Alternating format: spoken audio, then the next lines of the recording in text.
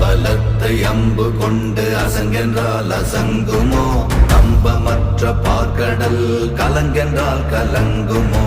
இன்பமற்ற யோகியை இருளும் வந்து அணுகுமோ? செம்பொன்னம்பலத்துளே தெளிந்ததே சிவாயமே.